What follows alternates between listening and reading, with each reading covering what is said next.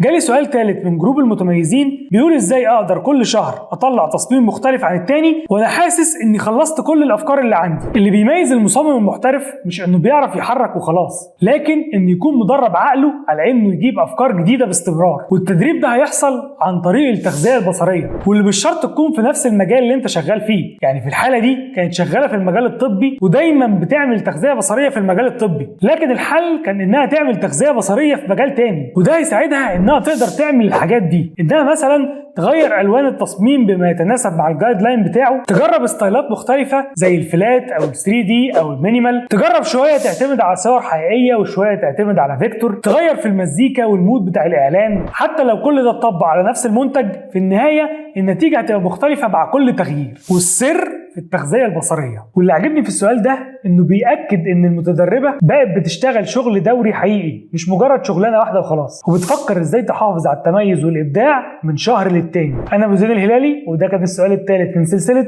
اسئله جروب المتميزين. استناني في فيديو جديد وسؤال جديد.